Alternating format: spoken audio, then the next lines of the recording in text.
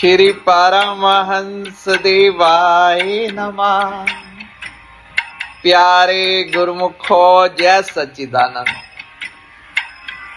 एक साधु थे, रोज घाट के किनारे बैठकर बोला करते, जो चाहोगे सो पाओगे, जो चाहोगे सो पाओगे।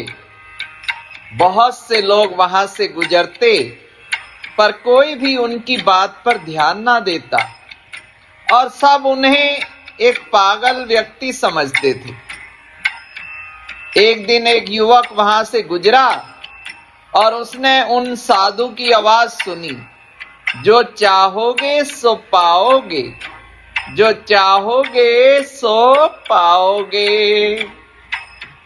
और आवाज सुनते ही उनके पास चला गया। उसने साधु से पूछा, महाराज, आप बोल रहे थे कि जो चाहोगे सो पाओगे, तो क्या आप मुझको वो दे सकते हो जो मैं चाहता हूं? साधु उसकी बात को सुनकर बोला, हाँ बेटा, तुम जो कुछ भी चाहते हो मैं उसे अवश्य दूंगा, बस तुम्हें मेरी बात माननी होगी। पहले ये तो बताओ, तुम्हें आखिर चाहिए क्या? युवक बोला, मेरी एक ख्वाहिश है, मैं हीरों का बहुत बड़ा व्यापारी बनना चाहता हूं।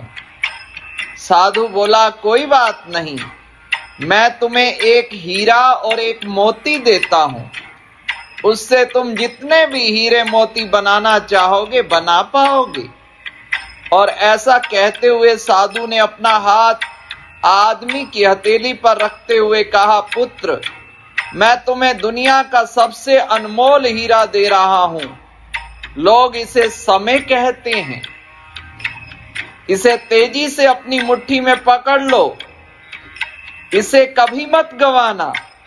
तुम इससे जितनी चाहो उतनी दौलत, उतने हीरे मोती बना सकते हो। युवक अभी कुछ सोच ही रहा था कि साधु उसका दूसरी हथेली पकड़ते हुए बोला, पुत्र, इसे पकड़ो, यह दुनिया का सबसे कीमती मोती है। लोग इसे धैर्य कहते हैं। जब कभी समय देने के बावजूद परिणाम ना मिले तो इस कीमती मोती को धारण कर लेना। याद रखना, जिसके पास यह मोती है वह दुनिया में सब कुछ प्राप्त कर सकता है। युवक गंभीरता से साधु महाराज की बातों पर विचार करता है और निश्चय करता है कि आज से वह कभी अपना समय बर्बाद नहीं करेगा और हमेशा धैर्य से काम लेगा। और ऐसा सोचकर वह हीरों के एक बहुत बड़े व्यापारी के यहाँ काम शुरू करता है और अपने परिश्रम, ईमानदारी के बल पर एक दिन खुद भी हीरों का बहुत बड़ा व्यापारी बनता है।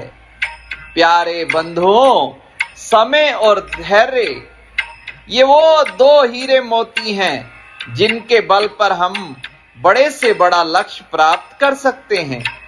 अतः आवश्यक है कि हम अपने कीमती समय को बर्बाद ना करें और अपनी मंजिल तक पहुंचने के लिए धैर्य से काम लें और जपते रहें, श्री परमहंस शरणं गच्छामि।